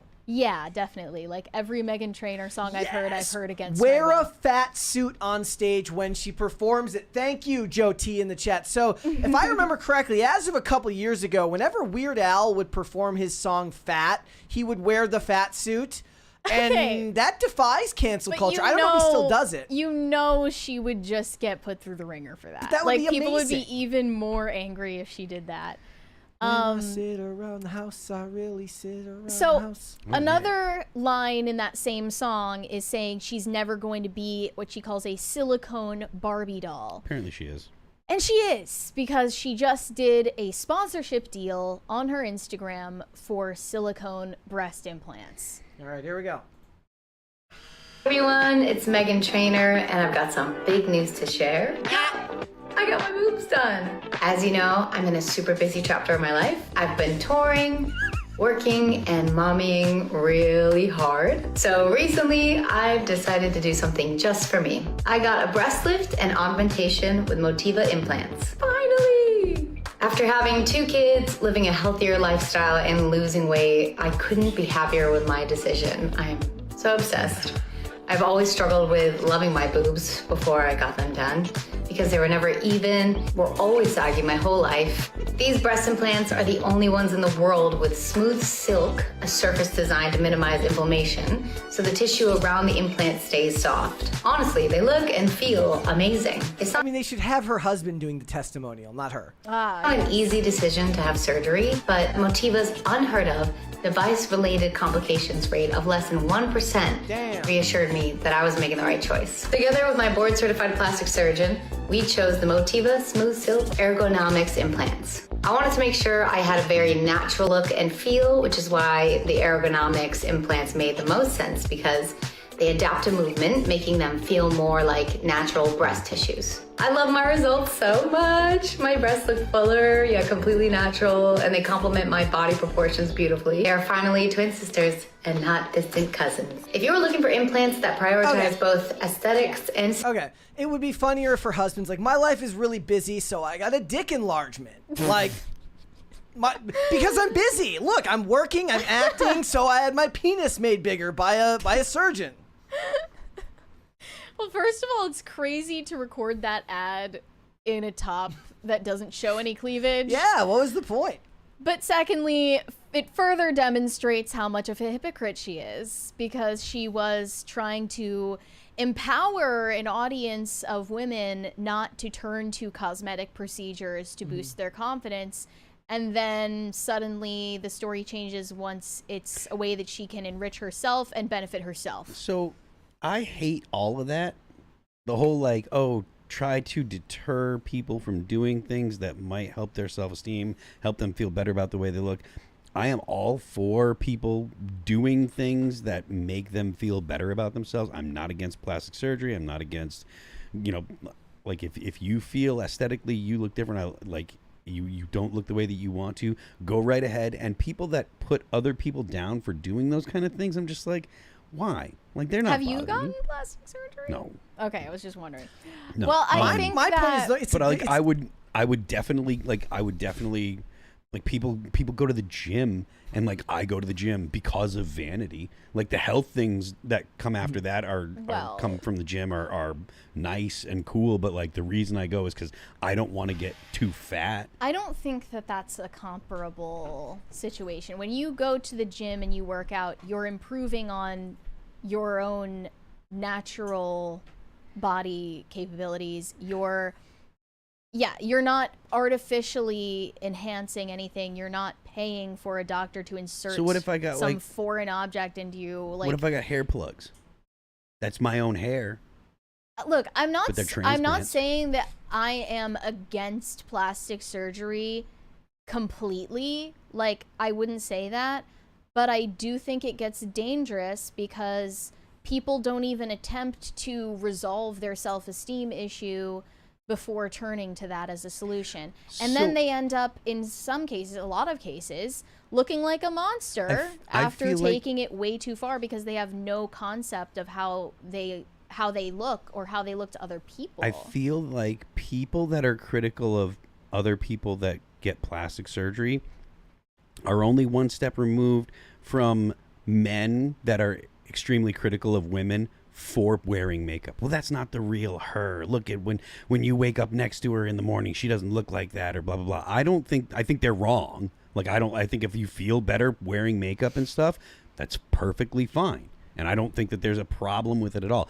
I like when my girlfriend does her eyes up. Like, I think she looks great when she puts on eye makeup. Some people don't like that. Some people like when people have more makeup than I would, but I think that that's kind of all the same vein. It's like you should, like, if people feel better wearing more makeup or less makeup, that's fine. If people go to a surgeon to get a little tuck or whatever, yes, you can overdo it, of course, and it can be done badly and it can make you look worse, but I don't think that it's I don't feel like it's a problem. I think that whether you're going to the gym to exercise to stay in shape because you want to look a certain way, or putting on makeup, or getting your hair fixed, or like I've thought about getting my teeth fixed because I got some chips and stuff from getting hit in the face in the pit when I was a kid.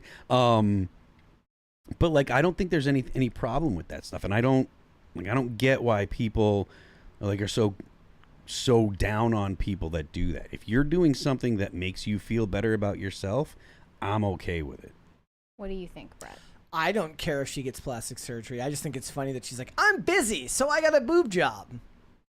That's your take on plastic surgery? I don't care if people get plastic surgery, especially in Hollywood, which is an aesthetic industry. It doesn't bother me if people get plastic surgery. I think it. I'm not saying I am against plastic surgery. I'm not. I think that most of the time it's probably not the solution you should turn to. If you have an internal neurosis about how you look, you should probably address that at its source. But I also wouldn't say, like, for instance, when we talked about that woman who got a nose job and she ended up getting a divorce afterwards, she had a nose that, like, it was actually comically huge. Okay, would I actually sit here and say, like, oh, well, if I had a nose like that, I would just, like, accept it and be confident? No, I wouldn't. I would not accept it. I would probably do the same thing that she did. Neuroses being what it is, though, like something that seems less severe to you and me when it's you looking at yourself, for some people may look like, to her boobs might have looked to her the way that woman's nose looked to us. Okay, but that's neuroses. That's detached from reality. I don't really care. And like, I also am hypocrisy pointing out anyway. that, yes, she was promoting this idea that she was above that to her audience of women. Yeah.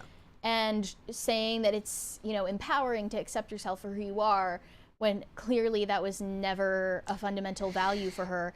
Similarly, Lizzo. Everyone is saying Lizzo's weight loss can be amounted to Ozempic and not what she claims, which is that she's working out and eating healthier. I hope she is. It's incredibly likely that Lizzo is on Ozempic. But furthermore, before Lizzo ever lost the weight, she started a shapewear brand called Yitty and claimed that it's empowering and it was designed to celebrate all bodies. The problem with that is that shapewear, the purpose of it as a product, is to suck in your fat and hide it. So clearly this isn't really about celebrating our bodies. This is about hiding our bodies when they look fat and ugly, okay?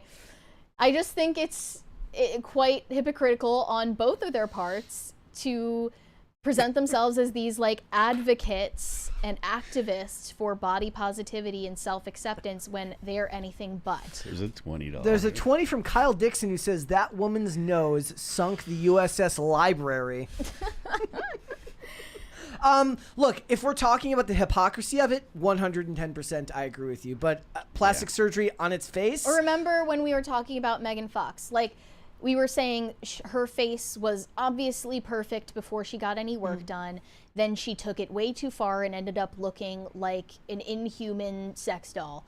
It's not an improvement on what she had to begin with. And then she has talked about plastic surgery before in interviews, saying, highly recommend trying to figure out your own interior problems before you turn to plastic surgery as a solution because you're going to regret it. That's all I'm saying. I think that there needs to be more caution. I think I agree with that. Like, if you are doing it because you feel like you want to look a certain way, that's one thing. But if you're just like, if you've just got body dysmorphia and you're going to try hacking away at your body because of it, that's bad. Yeah. And a plastic surgeon who has you in a consultation is never going to tell you, maybe you should give it more time and think about it. They're going to tell you, oh, you're right. Your nose is fucked up. And actually, here are 10 other things that we could probably fix at the same time. Here's your bill. Like, a lot of times their job is to actually compound on the neurosis that you brought to them in the first place. Yeah, like I said, again, it's also a different case because the average everyday American can't afford plastic surgery anyways.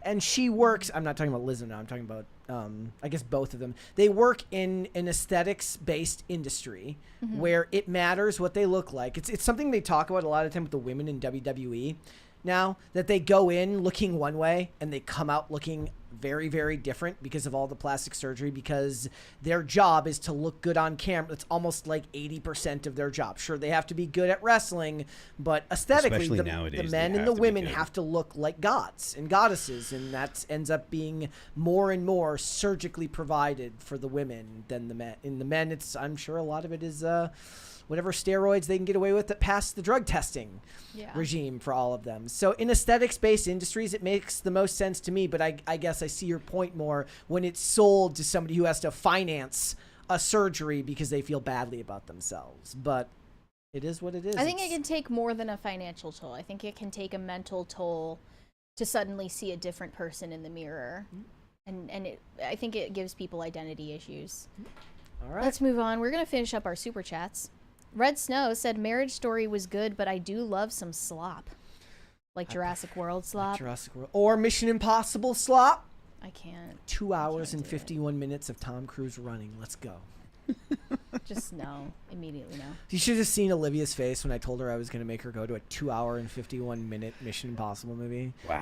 Her whole demeanor just sinks and deflates into like nothingness and sadness. What did I marry? What am I marrying into? Vladimir Plantin said, when it comes to college students using AI for their studies, if everyone is cheating, does it still count as cheating? Yeah? Does it not? If everyone is doing it, doesn't make it not what it is. Correct. That's why they should just turn to like written assignments only. Write it on paper. Yep. Drewish AF of Christendom. In cursive. Yeah, they should be teaching cursive Everybody fails. too. Drewish AF of Christendom said, just had my 8th clean date. Can I get a Phil yell? Why? Let's go. Why do you want me yelling? With Mary's headphones, that must have been insane. I'm injured for life. Just gonna dance through the pain. These headphones are extremely loud. They're so loud. You all right over there? Yeah. She's okay. It was more the surprise than anything. Thank you for that. You're Shane welcome. H. Wilder said, I'm not going to go to a real therapist. I'm not going to go to a real therapist. What makes you think I'd use ChatGPT? If I need advice, I'll talk to my priest after mass and get a blessing. Yeah, aren't there like Jesus apps now? And like there are. Well, there is one. Yeah. There is an AI Jesus, but Tell me it's called What Would Jesus Do? No, it's actually Should not. be called What Would Jesus Do? The local Wendigo says Bella is a human pug. That was She me. doesn't really look like a pug, though. I love She her. looks like a bird. It's hilarious that she has that name too. What, Bella? Bella. It's Italian for beautiful. Oh, yeah. Well, maybe she's beautiful on the inside. I hope so. Shane H. Wilder said, I'm not going to go... Wait, I already read that one. Pop Culture Junkie said, I don't know what's worse, a woman accusing her husband of cheating because she had a dream, or AI saying something absurd because of coffee. Oh, sorry, that was Gordon Shumway. What is worse? Probably the being mad at him because of a dream. Yeah. Yeah. Actually, no, I don't know. Maybe the ChatGPT divorce is worse. At least I tell myself all the time that my dreams are like omens because I'm just that type of person. Do you remember most of your dreams? Or Not at least- most, but more than most people. We have a couple 20s. Shane H. Wilder said, I think there's a big difference between vain cosmetic plastic surgery and fixing issues that can affect your health. One of my front teeth is an implant because I got it busted out. It needed to be done. Well, I don't think anybody is. That's not even cosmetic surgery, though. That's you know? quality of life. But like that girl's rhinoplasty, I 100% would get a rhinoplasty in her situation. Yeah. So I don't even want to sit here and say like I figured it all out. Like I would be above it and I would just overcome my issue. No, I would get a rhinoplasty in her scenario. Another 20 from Value in You. Mary, you summed up my life. Just gonna dance through the pain. JK. Are you a stripper? Of Mary's book when she writes it one day. Dancing through the pain. What's the subline? I bet you that's already a book. The Power of Yet. The Power of Yet, which we will write about. Dancing through the pain. Man, that's a Meghan Markle thing, Yeah. huh? Oh, that was yesterday's cringe. That's cringy as heck. Isaac S. said a New Yorker tried AI for legal representation. How did that go for him? Probably not well. But that might be in the future. You get assigned a legal defense by the state, and it's just ChatGPT. Adam said, AI as a tool, sure. AI to think for you, no. Agree. Okay. Gordon Shumway said, Phil, check out the 90s of the Outer Limits Kalila the stream. It's about everyone being linked to AI, and then they have to destroy the AI. Okay. I don't know what that is. Sounds terrible. Pop And culture, not like a terrible show. Sounds like a terrible result for the people that are linked to the AI. Pop Culture Junkie said, to be honest, ChatGPT saves me the 2 hours a day in doing traditional research, editing, and polishing so I can enjoy you folks. Well worth it. See, there is a purpose for AI to Use keep people AI watching our to show. watch PCC. Adam said, Mary, would you go on a taco movie date with me, or do you need to ask ChatGPT first? Yeah, no AI needed here. The answer is just no. And I came up with that one myself. Seth Essington said, I'm sorry. I don't know what you're sorry for, but okay. Aaron Swain said, countering Adam's date offer with pretzels instead. Still a no. It doesn't matter what the food item is. Alvin McGoth said, it's clear that Mary wants a pierogi dinner date. I would eat those alone.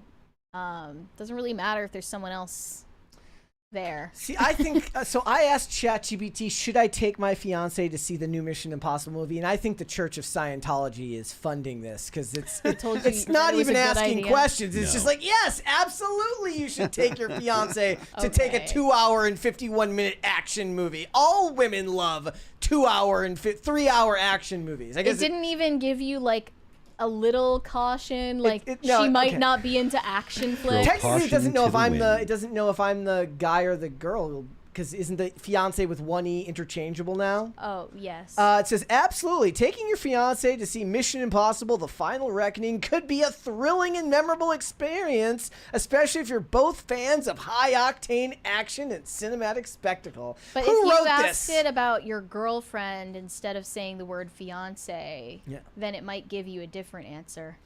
I think that Christopher McQuarrie, Tom Cruise, and the Church of Scientology all funded this. Shane H. Wilder said, be careful talking about raking loans out on assets, Phil. Elad might appear to complain about a loophole. What is this about? So Elad has a problem with the concept of taking a loan against assets when it comes to billionaires doing it. Okay. And he doesn't think that there should be billionaires like Bezos and Musk. And so he thinks we say things like, well, how do you remedy this? You have to take their property to make them not billionaires. Well, no, I don't think we should take their property. We should do something to make sure there are no billionaires like that, though. So he thinks we should redistribute the wealth, or just they should never be able to make it to that level? I don't know what he thinks, but as soon as we talk about things like, hey, it's not a loophole. Taking a loan against your property is not a loophole. You have an asset. The bank will loan you money against that asset. And he's like, well, they shouldn't have all that stuff. And it's like, well, then you're talking about taking their property. No, we shouldn't take their property. It didn't make any sense at all. And he wanted to argue vehemently about it multiple times with multiple people. I kind of like the idea of what he's suggesting, because it kind of insinuates that it's like a video game and you can just kind of beat money to a point where you've like beat the game. And they're like, you have reached the end of the game. I mean, you have maxed out your stats. The thing is, he doesn't. It's almost as if he doesn't acknowledge that people that have, billions and billions and billions, tens of or hundreds of billions of dollars, they don't have cash. Yeah, they like it's not liquid Elon assets. Musk's money is literally starships and satellites that are in space, and his money, like, those are the things that are, all the Tesla cars are not, like, they're not owned by someone else. They're all owned by Tesla. All the Tesla dealerships are owned by Tesla, which is all owned by Elon Musk, or the shareholders and stuff. But they have this idea that, oh, well, he's got all this money like Scrooge McDuck, and he could just go ahead and do a dive into a a big vault of it and roll around in it. And that's just not the case. $999,999,999 bank account. Yeah. I like the idea. It just stops going up after that. Pop Culture Junkie said, Phil, during a successful music career, is there a trick to determine the perfect time to sell your catalog? Assume it can be a very personal decision. Yeah, it all depends on the person. I don't know that it's actually a good thing to sell the catalog, because you sell the catalog and you're not going to get the maximum value for it, right? So over the course of time, people, you will have some decrease in the listenership, but it's recurring listeners that continue to generate the money.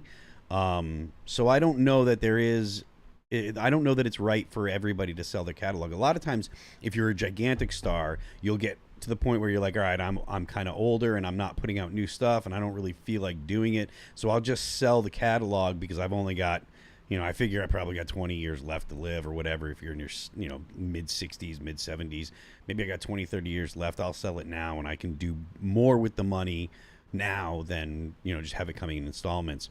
But it is very, very personal. It all depends on, each individual's plans and their, how much money they're talking about. So I don't know that I could say when the perfect time would be. Shane H. Wilder said, yes, there is a call to action. Mary has turned heel and trying to take over the world by creating mindless cringe zombies. No. It must be stopped. That is your villain origin Accurate, story. Yeah. Pop Culture Junkie said, remember Elizabeth Holmes' father was Christian Holmes, a president at Enron. You're kidding. What? I had no idea. Why was that not addressed? That is amazing. Wow. High Voltage 75 said, question for all. If you did take over the world, what would be your first executive order? What do we say? Police have to pull over people that are in the left lane that are not passing. And you lose your license if it happens more than once. 18-wheelers are not legally allowed to get into the left lane at all. Movies are never allowed to be more than 2 hours long, ever. And all television shows are 22 episodes a season, and they're all 42 minutes. Gosh, I was going to come up with a serious answer, like we're going to be building a bunch of prisons and filling them quickly. James Coderita said, spent some time with A War You Cannot Win this week, and I have to say that record should be massive. Perfect blend of thrash, heavy, and hooks. Thank you very much. I don't know, maybe metal? Is that what you meant? Thank you. Weary Traveler said 69 is a bisexual number. Dingus Khan said, my only therapist in life is coffee, metal, music, and God. Well, those are a lot of therapists, Solid. actually. Shane H. Wilder said, would you rather the audience be capricious or Capri Sun? Capricious? Or Capri Sun? Yes, we could be Pacific Coolers. Ecto Cooler from High C, if at all possible. What is... It was the old High C that had Slimer from Ghostbusters on there. It was green. Green. Oh. Nuclear. Arsenal Man said, I'm just going to start patenting things that don't exist yet.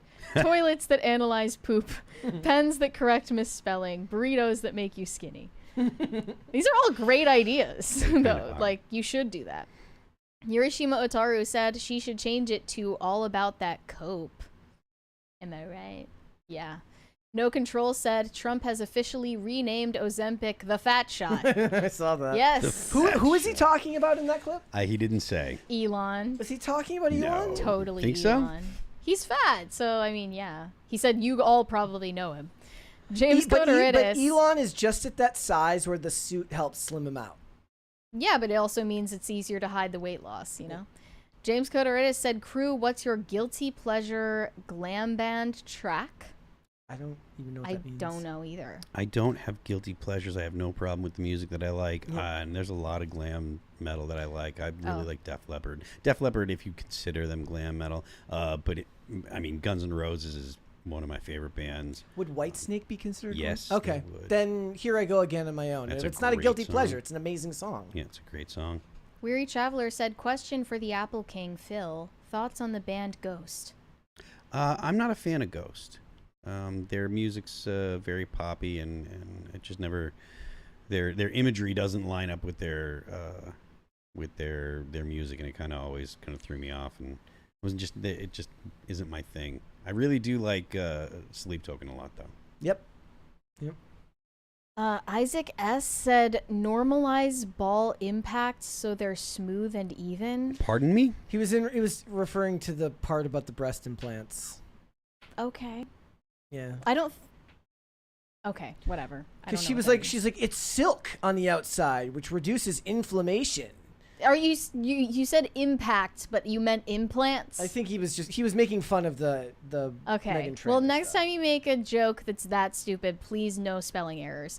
Shane H. Wilder said, notice Meghan Trainor's backup dancers are still overweight. Her hypocrisy knows no bounds. I may not be a Twitter person, but I'd be noticing that. I was noticing. I'd be noticing that. Yeah, that's. I'm not a noticer by trade, but I did notice She that. needs to be the only skinny one on stage. Weary Traveler said that Nose was against destroying the Federal Reserve.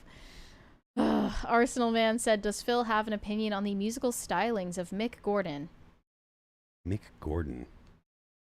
Is Mick Gordon I don't know, but I guess you don't have an opinion if you don't know who it is.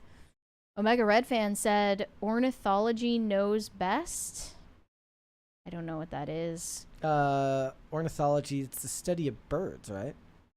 Ornithology, I think so, yeah. I don't know. So that's the whole line in we just talked about Die Another Day earlier with Rosamund Pike when he says, I'm an ornithologist. And she goes, wow, that's a mouthful.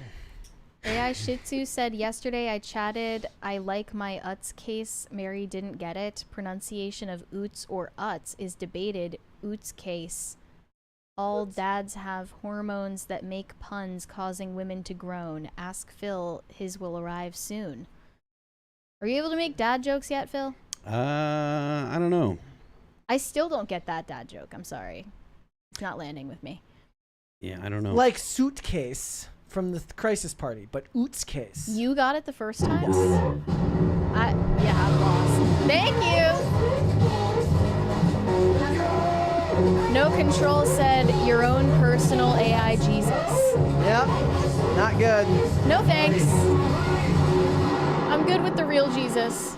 Don't need AI Jesus. Value in you, Greg Duvier said, just a band Trivium pull out of a tour with Bullet for My Valentine. The best band to replace them would be All That Remains. I appreciate that. Red Snow said, slightly inebriated, but can I get that yell from this calling? No. Okay, no, we're not doing that now. I was prepared for the worst. Okay. Ulvin McGoth said, Mary does neuromancy. I don't know what that is. Necromancy? No, it says neuromancy. I don't know. No Control said there should be a mechanism. I don't know what that means. James Codoridis said, Brett, Mary, and Phil, I limit my media intake a lot, but you put on a fun show. Keep up the great work. You're an electric team. See you next Thursday. This is why I'll... oh, no, it's eclectic team. Okay, so that's... Yeah. Oh, I was confused. I mean, we could be the most electrifying podcasts in podcast entertainment. I think we are. Yeah. Red Snow said, Brett's stats are all at 99. Dude is bored. Well, yeah, just like Jeff Bezos, $999 million. You know, you want to just max out your stats. Shadow Zero said, did you guys hear about Vice going after a right-leaning VTuber, Kirsch Verstall, and losing badly? Vice, the publication, I'm guessing. Oh, really? When I think about Vice and any VTuber, I simply will not take a side. Yeah. They both sound awful. I've never watched a VTuber in my entire life. It's creepy. Yeah. Like, I didn't know there were right-leaning VTubers. Are VTubers predominantly right-wing? I don't know. No. Pete Donovan said, if there's ever a biopic made about Phil, it should be titled The Big Labonte. This left lane aggression will not stand, man. The Big Labonte would be a great name. The Big Labonte. Not that John Stewart said, Phil, I was driving back from the concert and slow effers were in the left lane and I thought of you. horrible. I'm sorry that you had to deal with that. It is funny that the one time I saw like the left lane is for crime sticker, it was from somebody in the right lane, not causing any problems though, which is nice. That's staying consistent. Yep. Look, I'm the guy that'll get over. If I'm in the left lane and there's someone that comes up behind me and they're looking like they're going faster than I'm comfortable going, I will move over, let them go by. And if there's no one in front of me, I'll just stay where I am. If there's people that are not going as fast as I want to, I'll get back into the left lane and I'll pass them. But I mean, it's not just talk. Like I live that. Pop Culture Junkie said a new pretzel factory being built in the Guango. I don't know what the Guango is. I literally went to a pretzel factory recently, though, because we went to the Snyder's of Hanover place. So I was literally in a pretzel factory. A pretzel factory. Pretzel factory. Shane H. Wilder said, I be noticing that Brett Dasovic 2025. Look, I said I'm not a noticer, but I noticed that the backup dancers were hella fat. Arsenal Man said Mick Gordon did the Doom soundtrack. Oh. Oh, okay. Do you have an opinion on his musical stylings? I don't. I know the Doom soundtrack is pretty popular with a lot of people, but I'm not particularly a Doom guy. As in like the Doom movie with The Rock? I think he's talking about Doom the video game. Oh. Yeah. Okay. Adam said, what scary movie scared you when you were a child? For me, Nightmare on Elm Street, Freddy Krueger scared the heck out of me as a kid. Yep, Nightmare on Elm Street got me. What about you, Brett? Children of the Corn. Signs. Yeah. Signs isn't even that scary. No, it's not at all. But I was like 8 years old when I watched it, so. The concept of Children of the Corn was way scarier to me as a kid. Oh, or Brave Little Toaster, even though that's not a scary movie. Still scary to me. I don't know why they're talking about it, but somebody says, I freaking loved VR Troopers. VR Troopers was a great show. Highly underrated. In a world of Power Rangers fans, VR Trooper fans were great. Red Snow said Mick Gordon did the Doom Eternal soundtrack. Yes. Hiroshima Otaru said AI Jesus should only say, go read the Bible. Yeah, that should just be the automated response for everything. Red Snow said VTubers are gross and I play a VTuber game. What is a VTuber game? What is all of this? I don't know about your culture, but yeah, I agree. VTubers are kind of weird. Ulvin McGoth said oneromancy is the magic of dreams like lucid dreaming or astro projection. I think it's astral projection. It says astro, so I don't know what to make of that. I don't do either of those things. So I think I did a book report when I was in junior high on lucid dreaming, and I remember nothing about what that book report said. Have you lucid dreamed? No. Strongbad666 sent us a 20. Phil, what is your favorite Brutality song, old school South Florida death metal band? Brutality? I don't know. I would have to listen to their stuff. I'm not familiar. Sorry. Okay, I think we're all caught up on the super chats then. All right then, guys. I want to thank each and every one of you for joining today. Let me check really quick before we go to make sure we got through all the Rumble rants as well. We, in fact, did. So thank you guys so much for being here today.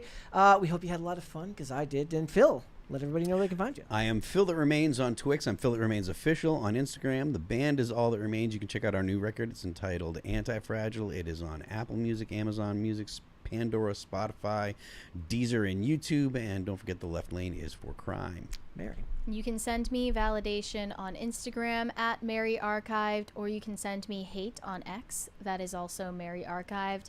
I'm also going to be on Timcast IRL tonight, so go tune in there.